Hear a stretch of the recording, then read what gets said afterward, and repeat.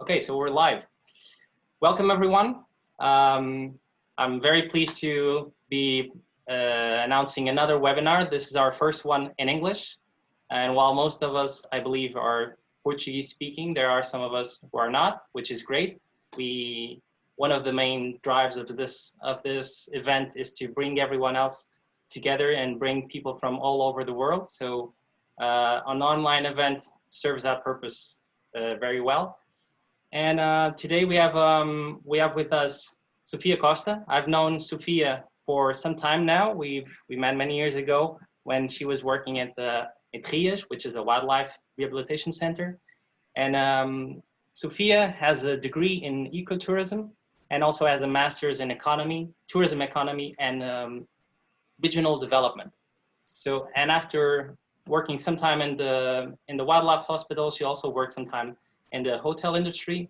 So she knows her way about industry in the tourism industry very well. She's gonna be talking to us about a very important subject, which is increasingly more important, which is how to travel sustainably, what kind of tips you can take, what kind of places you can go to, when you should go. So I think this is one of the reasons why this webinar had so many registrations. We had, well, not a lot of people showed up yet. I'm sure some will appear over time, but this was one of our most popular webinars. We had over 50 people subscribing, so obviously it's a topic that people care about. So without further delay, I'm gonna pass this on to Sofia, and she's gonna explain to you what her company does and why it's important that she does it. Sofia? Hello. Thank you, Andre. Thank you for the introduction, and thank you for the invitation to speak in this webinar, and for the challenge to speak in English so more people, international people, can also attend to it. Are you seeing my presentation on your computer? Yes, it's everything okay? Okay. So I will start. So as Andre said, my background is in ecotourism, but I have mostly worked with wildlife conservation. But last year, in the end of 2019, I decided to start my own project related with sustainable tourism in the Algarve. And so I founded the Sustainable Travels, that is a travel agency. Right now it's only online. And our goal is to offer authentic tourism experiences in the Algarve that are based in sustainability. Because we truly believe that tourism is not only to take a plane and to go discover a new place. It's more than that. It's a way to explore the world, and we must respect those who receive us, and we must respect nature. So it's very important that all of us can be sustainable travelers. And that's why we are talking today about how to travel in a more sustainable way.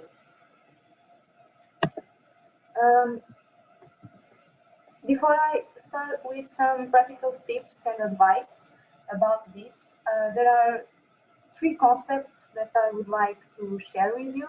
Talk a little bit about tourism industry, so we can see how important it is in the global economy. Explain what is sustainable tourism. I have a very good definition from the World Tourism Organization. And then talk also about greenwashing. It's not a term related to tourism. It can apply to other sectors too, and it's not new, but I probably you've heard of it already, but I think it's important to talk about it also before we start talking about the advices and the tips to travel in a more sustainable way. Then there are some things you can do even before you leave your home when you are planning your vacations. Some things you can do in the destination, and even after you finish and you return home, there's still things you can do to contribute for a more sustainable tourism.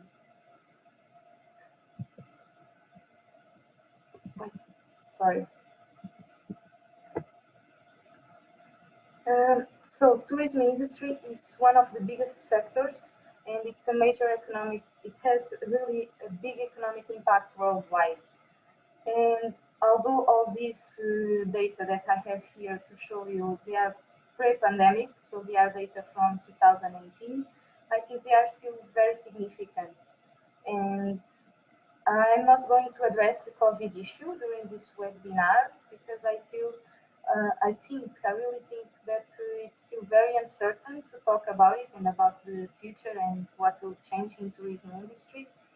And all the tips I'm going to give and all the things I'm going to talk about, they still apply, so they still make sense anyway. Tourism sector grows even faster than the global GDP. So it grows at a rate of almost 4% every year against only 3.2% of the global GDP. And it generates around 10% of all global economic activity. So it's really a big industry. If we think about jobs, the jobs that are created by tourism industry, 1 in every 10 jobs worldwide are related to it. And if we talk about new jobs that are created, it's 1 in every 5. So it's really important. And it's the second fastest growing sector in the world, only behind the industry and only by 0.1%. So tourism industry, it has really a big potential to help economies to develop, but its effects can be both positive as it can be negative, unfortunately. And over tourism and the negative effects of tourism are a problem in many destinations nowadays because they are not properly managed, and it can be devastating for local communities if that happens. And on these pictures, you have some examples, and these are just mentioning a few. You have seasonality, big crowds at the same time at the same place. It can provoke loss of cultural identity, pollution, prices speculation, environmental degradation, even wildlife exploitation in some destinations. So it's a big problem, and we don't have to go to the other side of the world to see these effects. Even in Europe, in cities like Barcelona and Amsterdam, those cities are so saturated with tourism that the local population has started protesting against it. Okay, and I don't know, environmentally, there is also a very famous example that I think probably I've heard about. That is Maya Bay in Thailand. It's a beach that was very famous because the movie of Leonardo DiCaprio, and received so many tourists that it severely damaged the ecosystem of the island. And the only solution that the government found was to close it completely to any kind of visitors or tourism. And for now, they decided to close it till 2021, but who knows if it's going to be longer than that, because they already extend this date. And of course, the ecosystem, the coral reefs, they will never be regenerated completely. So the loss of biodiversity and the damage caused to nature, it's irreversible for sure. But there are also good things, and if it's planned and mentioned right, tourism can be very, very positive for the communities and for the places it happens. And here are also some examples. It can help improve local infrastructures, like the construction of improvement of roads. It can contribute to environmental protection with the creation of new protected areas, the creation of local jobs. It can value cultural heritage, it can value traditions, and also promote cultural exchange. And these are very positive impacts, culturally and environmentally speaking. And of course, most of this work should be made at a management level, where countries and the regions of tourism should plan and desire their own strategies in a way that they would benefit the local communities.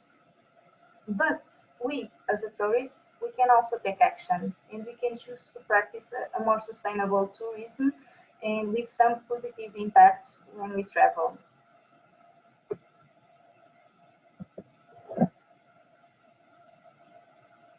So, but what is sustainable tourism? I really love this definition. I think it's really complete. So I will read it to you. Um, a sustainable approach to tourism means that neither the natural environment nor the socio-cultural fabric of those communities will be harmed by the arrival of tourists. On the contrary, the natural environment and local communities must benefit from tourism, both economically and culturally. And sustainability implies that tourism resources and attractions must be used in such a way that their subsequent use for future generations is not compromised. So here we can take some ideas. I think the most important is that sustainability is not only about the environment. It has to happen at three levels. Environmentally, of course, but also sociocultural and economic. And what we use, the resources, the attractions that we use in the destination when we go on tourism, they should be in the same conditions that we found it. We cannot degrade the ecosystems of the local culture with our presence. And one last definition, one last concept before we move to the practical advices, it's greenwashing. This appeared when people in, I don't know, in the last decade or so start getting more aware of their actions and the impacts their actions have in the environmental. So we see a lot of movements nowadays, protesting against single-use plastics, people that want more sustainable fashion, people that are reducing the meat consumption. All these worries about the environment and that our day-to-day actions, they have impacts on it. This conscience, it goes also to tourism in the industry. So tourists start looking for more conscious companies also. And with that, companies adopt green marketing strategies. So to differentiate and also to attract new customers. In words like eco-friendly, green, sustainable, they become very common and you can see them everywhere. But not all the companies are really committed to protect the environment. And that's the definition of greenwashing. So a company is greenwashing when it spends more time and money claiming to be green through advertising and marketing than actually implementing business practices that will minimize environmental impact. And sometimes it's very difficult to see which company is really sustainable or not. So I want to give you some tips on how you can discover this. Let's imagine that you are looking for a bird watching tour in the Algarve. You Google it and you come across three different companies. They all seem great. They all say they are eco-friendly. So you want to look up deeper to see if they are really what they say. What can you do? First thing, you can look for certifications. Third-party certifications that are given from independent agencies that evaluate the company according to different parameters and define if the company is worth a label or a certification that is sustainable. If you find a company with this kind of label, you can be assured that it is a sustainable company. But these certifications are paid, and most companies and small companies that do bird watching tours most probably won't have it because probably it's a long process or it costs money they cannot afford. So if the company doesn't have the third party certification, what can you do? You can ask for proof. Because if a company claims to be sustainable, he will be able to explain it why. So you can ask directly to the company or look up on the website. If, for example, if they have environmental plans, if they give a percentage of annual profits to invest in local environmental conservation projects. Do they limit the number of tourists per activity so they minimize environmental impact in the area? Do they employ local people? Do they buy locally sourced products? And looking the answers for these questions, you can really have a big idea if they are truly sustainable or not. So here comes the third thing that is important in this process, to analyze the company as a whole. Because imagine the company that do the bird watching tours really employs local guides, and the car in which they make the transfers and go on the activity, it's an hybrid, so it has less fuel. But then when they go to the field, they go out of the pets. They approach too much the nests of the birds, or they use sounds to attract the birds to you. That is not sustainable. That is causing impact in the wildlife and nature. So you have to look to an holistic approach, and not only if the company is superficially green, because that can happen. Even sometimes without the company realize it. It can be only superficially green and have some good practice in some parts of the business and not in others. Okay. I don't know if I'm talking too fast. Sometimes I do it. But now I finished the part about these concepts, these initial ideas I want to give you. So I don't know if it's a good time to just for you to interact, and maybe if you have some questions, you can do it now. I don't know, Andre, if you can see people are writing questions. No questions yet, but people are welcome to ask any questions. Don't be shy. Sofia won't bite.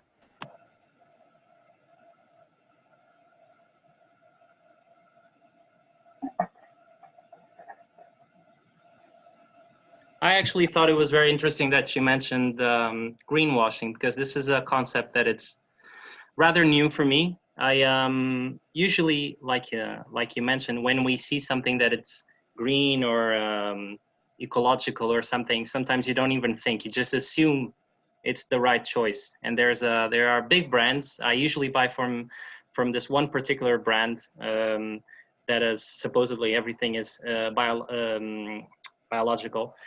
For example, I just noticed very recently that sometimes I buy ice cream from that brand, and that ice cream comes in a paper-like container, whereas let's say the normal brand comes in a plastic container. The thing is that this paper, while it looks better because it's all green and it feels like paper, it's not recyclable. But the plastic one, it is a very common plastic, so you can recycle that. So sometimes it's very hard to make these choices, and you have to be very aware of these things. So it's the concept of greenwashing. It's very, very interesting, and you really have to pay attention to it. And brands through marketing, they are very good in deceiving us. For example, in fashion, this is very common. They claim they are sustainable because they are using sustainable cotton, and then if you're going to see the label, and it's only 10% of the shirt or whatever that use that sustainable cotton. So that's only superficial green. Okay, they are taking some action and trying to have sustainable cotton, but then in general, it's still very bad and not environmentally friendly.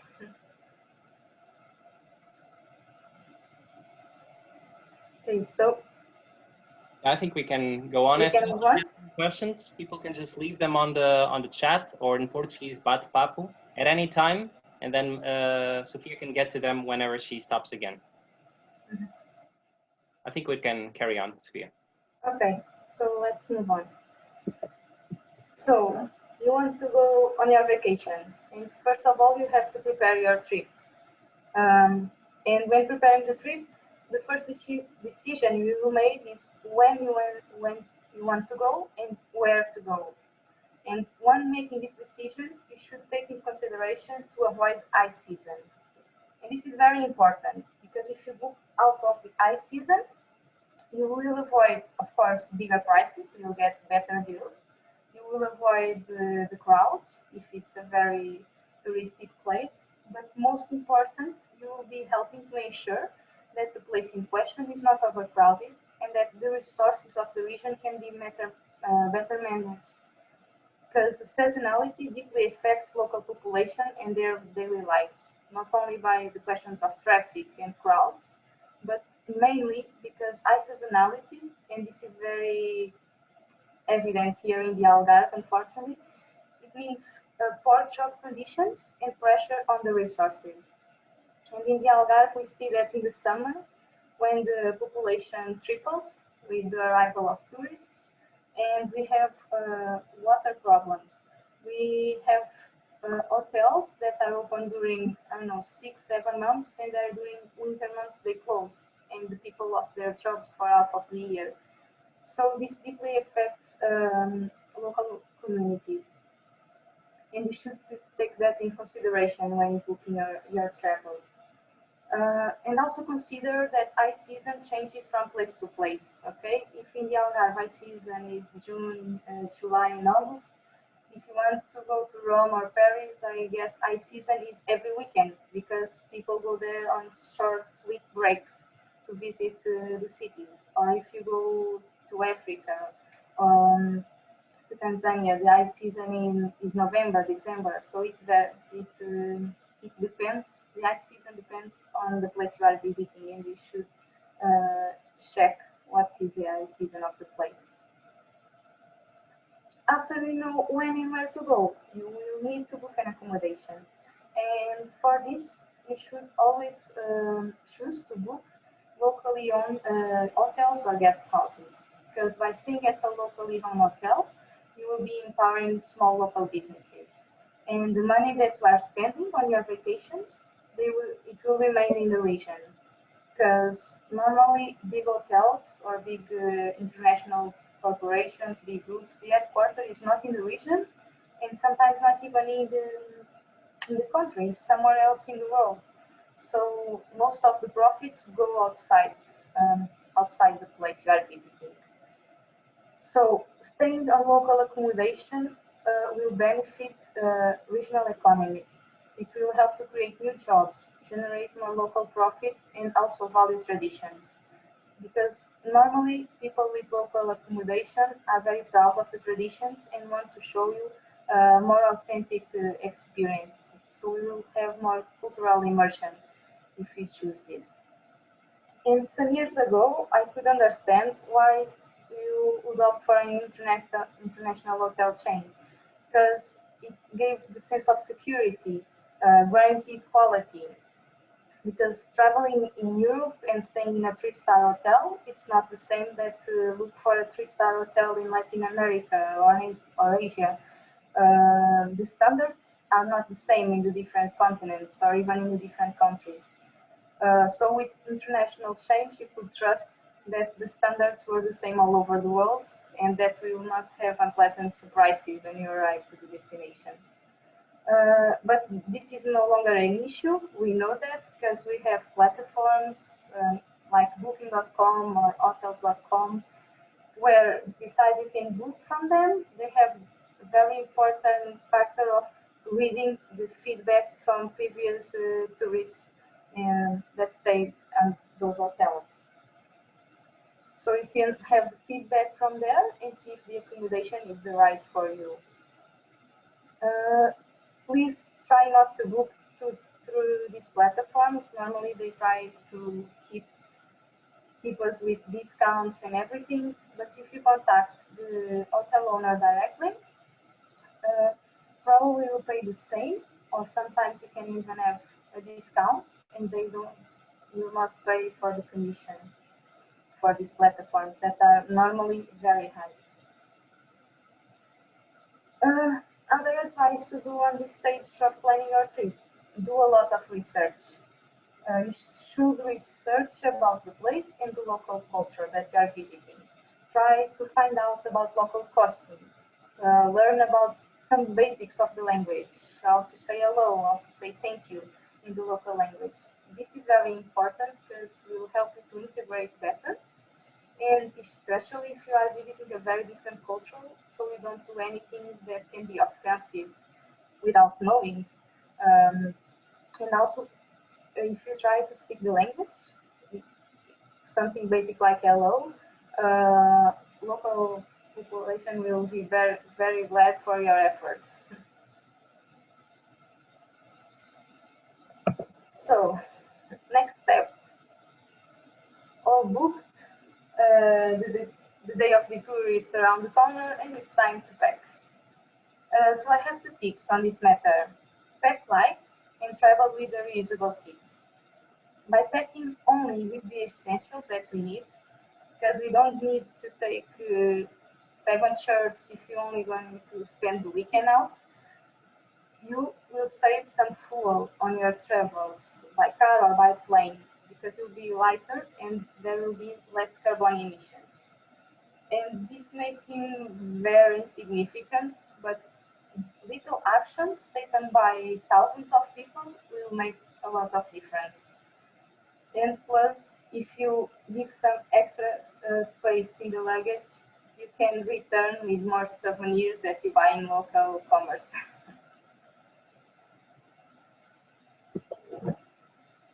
um, and you can take with you a reusable bottle of water or a reusable container, because this will reduce drastically the use of plastic during your travels.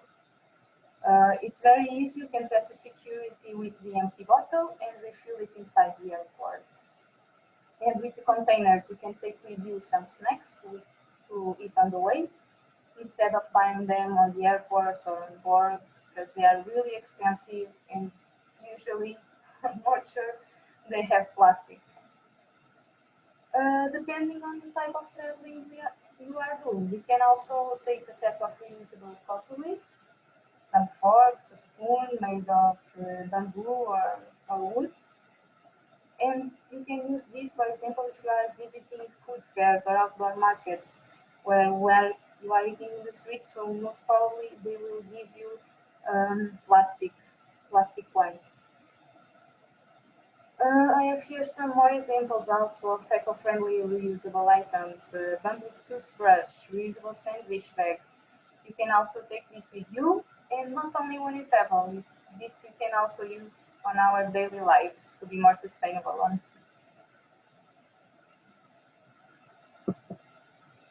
Yeah, still on this matter. For me, it was a problem because I'm very picky with tap water, and I'm not sure if it's safe to drink water in some places. So I was very glad to know, and I wanted to show it to you also, that there are lots of airports that nowadays have special points to refill your bottles with fresh water. They are normally on the way to the bathroom, and they assure that water is good for consumption. You don't have to worry about it. These examples I took from the internet, but I personally seen it in London in Stansted Airport.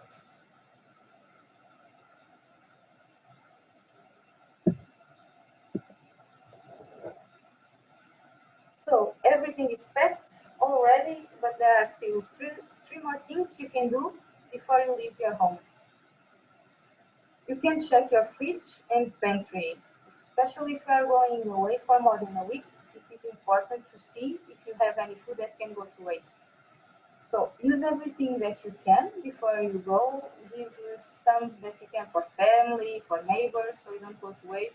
And see if you can preserve or freeze, put in the freezer the rest of it. Also, unplug electronic devices that they don't turn off completely because it's really a necessary waste of energy to have it consume energy when you're not around. And most of TVs, this is the case.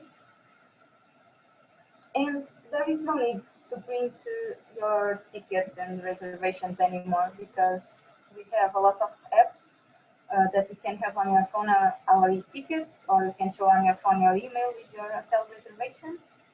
So it's very easy, you don't need paper anymore. You can avoid it to print it and have it in your phone or even in a smartwatch.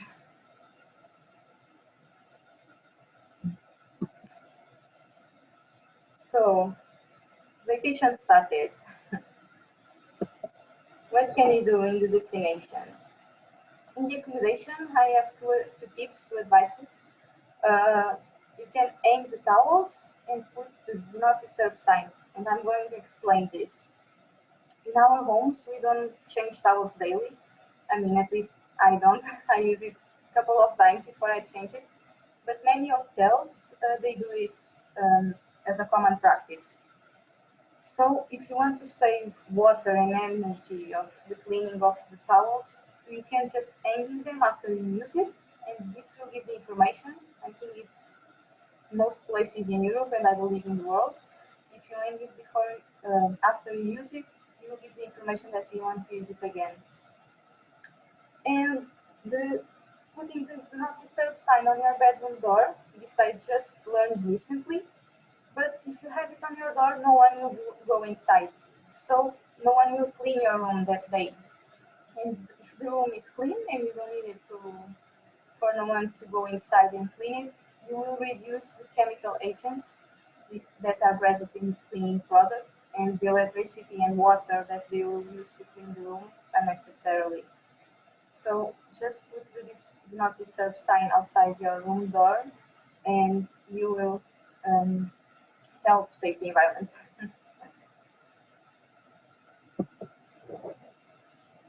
Regarding transportations, if you are visiting a city, it's very easy to move around. You can use public transport, you can walk or cycling even, and these are the cheaper ways to do it. They can be fun. You use the same means of transportation that local people use, so you feel more immersed in the culture.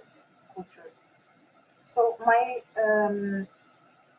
advice here is just take advantage of public transport and walk a lot everywhere to explore. But if you are doing a longer trip where you are visiting different cities or different countries, and sometimes you have to use the plane. I mean, some people make long journeys, and we now in the internet and the blogs, we see a lot of people that go around the world by bike or even on foot, hitchhiking, do this kind of thing. But this is not for everyone, and it's okay. You need to be adventurous, or you need more time that you actually have for the vacation, and that's okay. But what you can do is to see if there are alternatives to the plane. Are you traveling inside the same country? It's two different countries, but it's not that far. Maybe there are alternatives that you can consider. Some years ago, I took a travel to Norway, and I wanted for sure to visit two cities, Bergen and Oslo. They were a bit far, but by plane it was only 15 minutes. But I decided I didn't want to go by plane. I wanted to go by land, so I searched, and it was possible. It was only an 8-hour trip. I didn't want to take the trip in one day because it would be really long, 8 hours traveling. So I decided to add one more day to the vacations and stop on the way. And it was the best decision I've ever made. It took 3 trains, one bus, and one ferry, but I knew the countryside of Norway, I knew the lakes, I knew some villages with people living almost isolated in the Norwegian fjords. The landscape was really amazing, like anything else I've seen. So it improved my experience on that travel, just to change and to look for alternatives and avoid the plane. So always consider that. And here, just an example in Europe, it's so easy. There are fast trains crossing countries, and you can decide to visit two countries in only one travel, for example, and only use the plane to go for the first city and then to return for the second or third city that you visit. London to Paris, only 2.5 hours. Amsterdam, Brussels, a little more than 2 hours. Even Prague to Vienna, it's 4 hours. But if you really think how many time you spend with the flight travel, because it's not only the time on the plane. You have to go to the airport. You have to go to be there 2 hours before. Then you arrive to the destination. Airport is outside the city, so you have to take a transfer to the city center. And if you consider all that, the time will probably even more than this. And okay, you can say it's much more expensive because in Europe you have Ryanair and EasyJet traveling everywhere, sometimes 10 euros a trip. But even the fast trains, if you book in advance, save, you can find great deals and save sometimes 50%. So it's worth to look for these alternatives. Okay.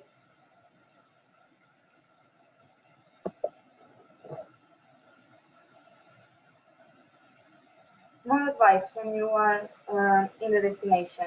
Get involved in local culture. As they say, when in Rome, be a Roman. Try to act like a local. Try to respect local cultural. Try their gastronomy, their traditions, to get immersed in local culture. And that's why it's very important to do some homework before, like I said in the beginning. Make some research about the destination, so you can then be really involved with local population. And if you are going on a nature trail or you are visiting the natural areas, you should respect wildlife. Sometimes it can be tempting to feed a bird with a piece of bread. It can be harmless to hold a chameleon just for 30 seconds. It's just a picture. But wild animals are not used to our presence, so any attempt to interact with them will cause stress.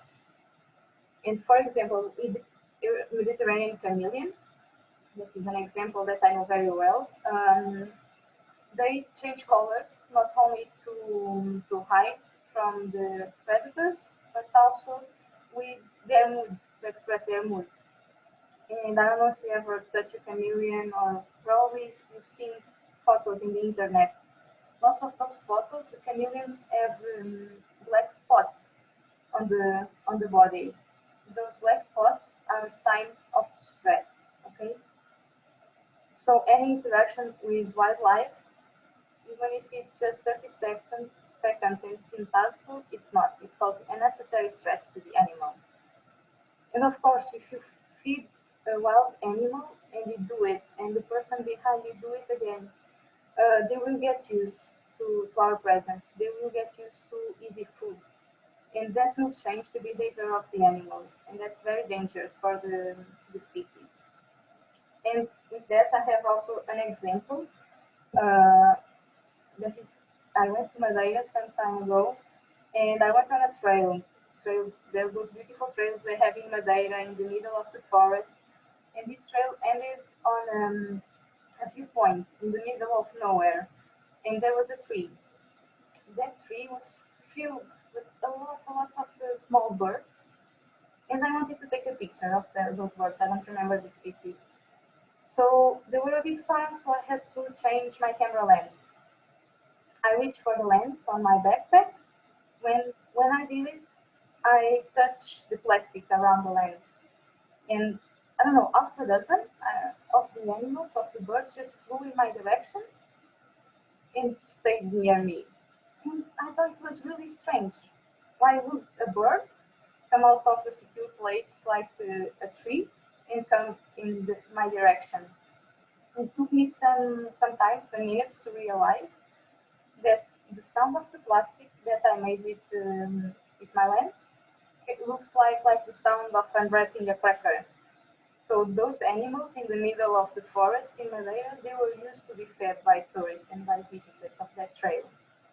And that's really terrible for the species because instead of they are looking for their own food and have their natural behavior, they are waiting to be fed on that tree by tourists. So it's very important to think about that. Other example with animals.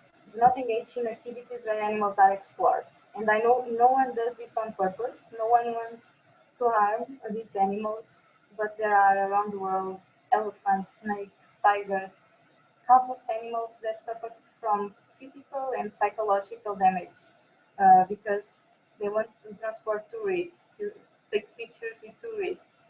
And tourists do it, I guess, without realizing the animals are harmed because those places say they are sanctuaries, they are rehabilitation centers, but they don't truly prioritize animal welfare. They prioritize their profit. And it's important to know to distinguish if a place is really an animal sanctuary that prioritize animal welfare. And one of the easiest tips is that real sanctuary will not allow visitors to touch and play with the animals. They will also not allow to pose for photos with the animals, and if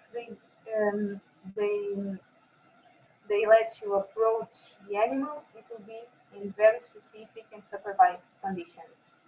Also, you can look for to know better the place where the animals are kept, the size of the place, if they are visiting hours. That's important because if you go to a sanctuary that is open 8 hours a day for visitors, it means that the animals are in constant contact with us, and this is stressed through long time. Okay, and for example, I visit a sanctuary, an elephant sanctuary in Sri Lanka, where it was only possible to see the animals during feeding time. Why? Because they were inside a natural park. It was hundreds and hundreds of hectares where they could walk around, and only during feeding they would go to a specific place. And there was there at a considerable distance and behind the fence that visitors could see the animals. And it was fun anyway. The animals were eating, interacting with the babies, with the adults. There was water and they start washing themselves. But it was at a distance behind the fence and only during that limited time. Okay? So a sanctuary in these conditions, we can say it's really prioritizing the animal welfare.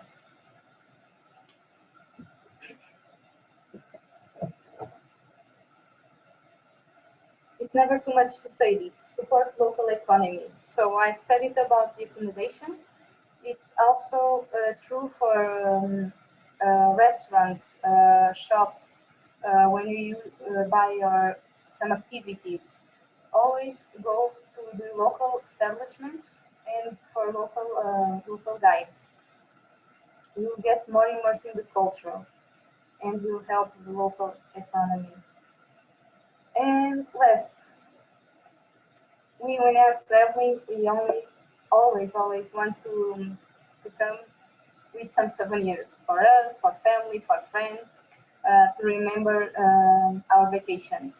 But to travel more sustainably, we cannot buy by impulse. It's important to shop only when what is needed. Okay? And crafted products, mainly from local businesses, but sometimes this is not true. And sometimes you see in some destinations local businesses, local people selling things like made from coral or animal parts, and this is not okay to buy. You should never buy this kind of souvenirs.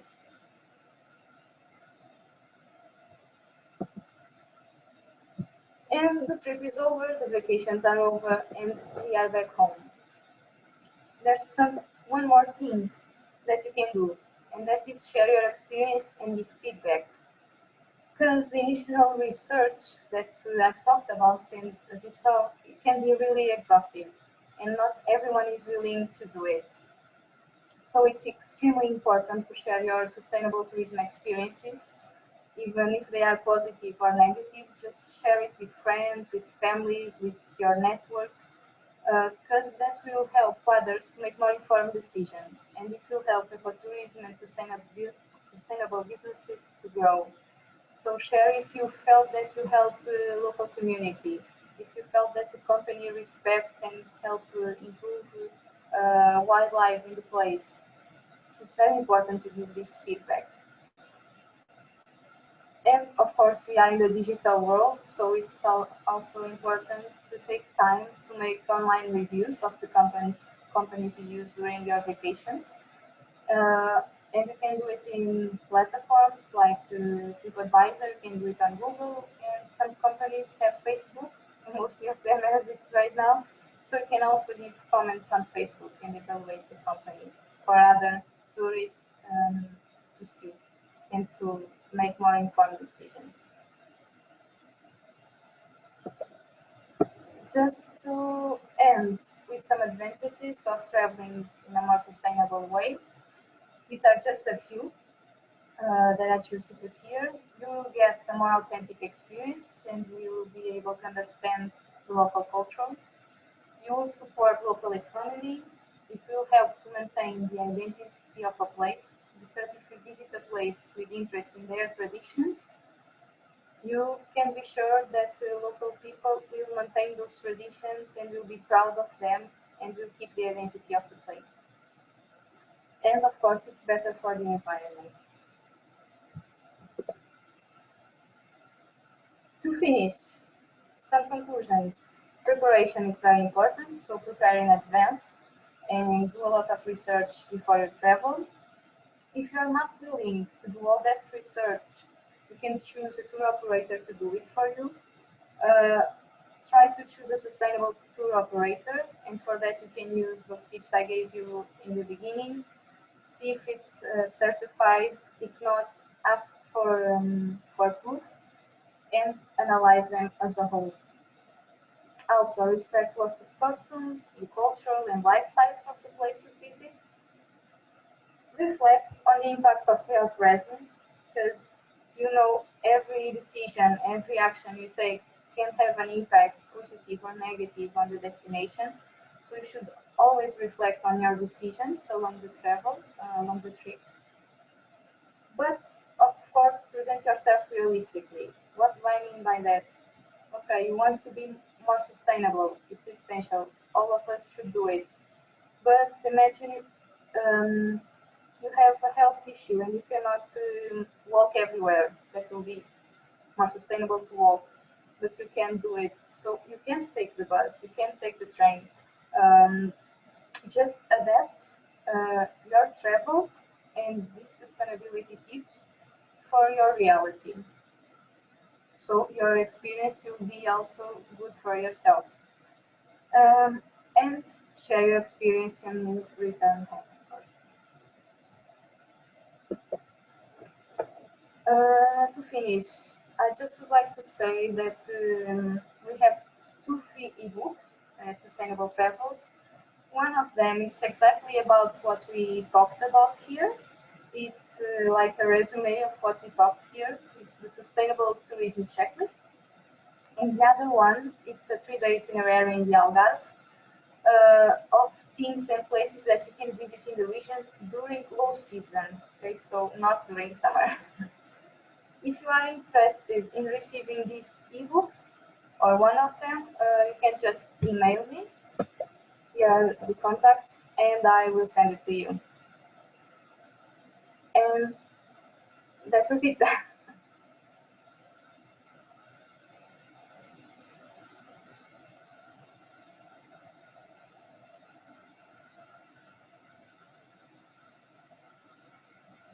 So I hope you enjoyed it and that I was able to give you some new tips, some new things you didn't know and that you can apply in next time you go on vacations.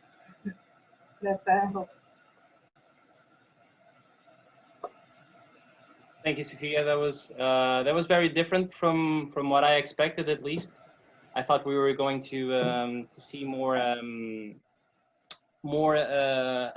well, to learn about specific operators in the Algarve. This was a very interesting approach, very thorough, how to plan every step of your trip. Some of the things you mentioned didn't even cross my mind before, like, for example, packing light, because it just the simple fact that you're traveling light means you don't pollute as much. You mentioned a lot of very different aspects to it. Some of them that I actually apply, but I never even thought that they were properly sustainable. Some of them that I will start applying. So thank you for that. That was very interesting. We do have some questions and some remarks. Can you see the chat, or should I read it to you? Can you read it, Andre? Sure. So I don't have it here. sure. So Lada says, this is a comment. In some airports in London, in England, you can go to restaurants and ask them to fill up your bottle. They are forced to do that. So this is about reusing your water bottle. I didn't know that. So we have a question here about from Claire. What would you like to see more in the Algarve in regards to sustainable tourism? I would like to see more activities and more companies going to the countryside and trying to show people other places rather than the beaches that are the most known and the main reason why people still come to the Algarve. I'd like to see more diversity of operators going to other places and more worried about showing the local traditions. And this regarding activities, regarding accommodation, and also I think it's important in the Algarve that the Regional Tourism Association of the Algarve makes an effort to show the little business that already exists to, to, to the rest of the world, because little businesses have very big difficulty to present themselves in a world of big companies. And this happens in tourism also, and I feel that in the Algarve, this happens a lot, because when you search for alternatives, unless you know specifically what you want, and sometimes you don't, you will not find this kind of companies, this kind of accommodation that already exists. So I think it's the main thing in the near future that has to be done. We have another comment from Lara. So regarding trains, I think this is about the price. It's worth having an interrail pass, perhaps. Yes, it depends. You finished? Sorry. Yes. Go on. It depends on the type of trip you are doing. If you are really visiting more than 2 places, yes. If you just want to visit 2 cities, like the example, for example, London and Paris, I think it's cheaper to just buy directly. But online, in Portugal now they do this too. Some years ago they don't. But if you buy in advance, you can have great deals, especially with more than 1 month in advance. Normally you can get to 50% sometimes in the fast trains. We have another question from Miguel this time. Is that important only with wild species used in domestic ways, or also with domestic species? I'm guessing this refers to the feeding habits that you mentioned. Sorry, I didn't understand, Andrea. Can you repeat? Miguel asks, is that important only with wild species used in domestic ways, or also with domestic species? I'm assuming this refers to feeding that you mentioned. Perhaps with no, I think it's perhaps with animal welfare in sanctuaries. No? Yeah, it's important with all animal species, of course. More common that we see normally, it's the wild species that they use in sanctuaries for people to visit and see more closely the elephants or the tigers. That's more common, but domestic species also, you have to pay attention how the animals are treated and evaluate before you go if they care about the welfare of the animals. Yeah, Miguel also just said, and also with the use of animals for tourism purposes. Yes, of course. For example, for transportation, people that go on top of elephants for a ride, or camels, not only inside the sanctuary, but always for these kind of activities. You have to understand and to do your homework to see if they take the care of the animals correctly. We have here another comment, so I'm going to try to translate. It will be interesting to approach tourism, sustainable tourism, not only through the optics of the tourist, but also in the optics of those giving the service or selling the product, in the sense that they shouldn't lose their authenticity and shouldn't start having capacities, a number of tourists that are greater than their capacity or sustainability. So they don't increase their prices too much by doing tourist prices that are then inaccessible to locals, etc. I agree completely. Yes, I think the major part of the work has to be done. It's at a management level by tourism authorities and then by the companies in the tourism sector.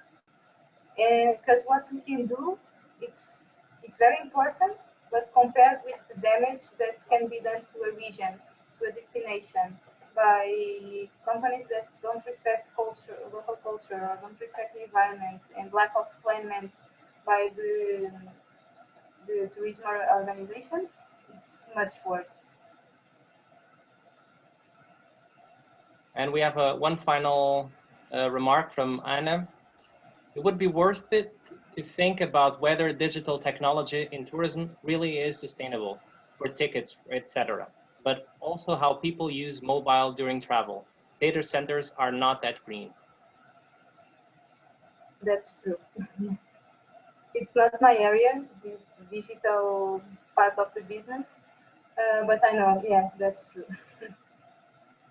I've come to that was the last remark. I've come to realize over the years that being sustainable, it's very hard sometimes, because when you start doing something, you think you found the key. Let's say you buy everything biological, or you buy everything locally, or you only ride your bicycle, and you think you found the key. There's always something that you have to take care of. For example, if you buy everything biological, you should also try to buy locally.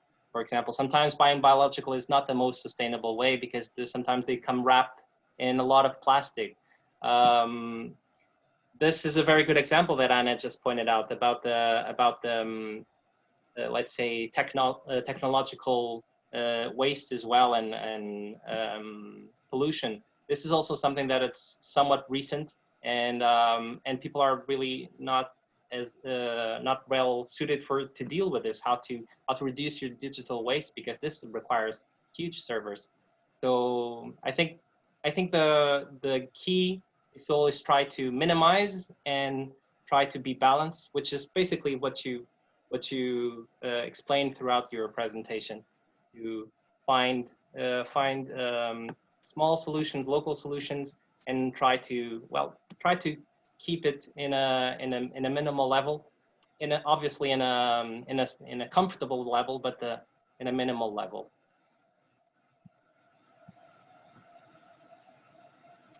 And yeah, that was the last question. So if no one else has any questions, I think we're gonna end the webinar. Sophia, is there anything you want to add? No, I guess that's everything. You sum it up really well with 50 plus intervention. Yeah, that's it. So for those of you who might not might join us later, so Sofia runs a travel agency in the Algarve. So all the things that she just taught us, I'm sure she applies those things in the kind of offers that she has here in the Algarve. So if you're traveling to the Algarve, or even if you're in the Algarve and you want to experience any sort of tourism, you should contact Sustainable Travels. I know some of the services that Sofia provides, and I can vouch that they are in fact done very properly, very sustainable, very eco-sensitive. And it's very important that we start to differentiate from nature tourism and ecotourism. And one thing is to just do something in nature. If you pick up a car and you drive around in the middle of a forest, that could be tourism in nature. That's definitely not ecotourism. You're probably damaging the forest. You're scaring birds. You're scaring animals. You're polluting. So it's definitely not ecotourism. And what Sofia is striving for in her company is definitely ecotourism. So that's the kind of companies you want to search for if you're coming to the Algarve, or if you're going elsewhere, you want to find similar companies to hers to do this. So Sofia, thank you very much for being here. Thank you everyone for staying with us. Sofia will be at the Birdwatching Festival doing a presentation like this, but in Portuguese. She's also going to be there releasing a wild animal representing Rias, the Wildlife Center. So if you want to meet Sofia, if you want to see this presentation in Portuguese as well, please come to the Birdwatching Festival. There's over 200 activities to choose from, so there's a lot of choices. We'll be there waiting for you. For those of you who might be a bit worried about the pandemic, we are taking it very seriously. We're applying every single measure that is required to protect everyone. And we have now a contingency plan that has been approved by the health delegate and by the commander of the civil protection. So this is as safe as event as it can be. And we're taking, like I said, we're taking it very seriously. So I hope to see you all there. And if not, just keep following the webinars. And if everything goes well, we'll be together soon, very soon, I hope. Thank you all. Bye, thank you.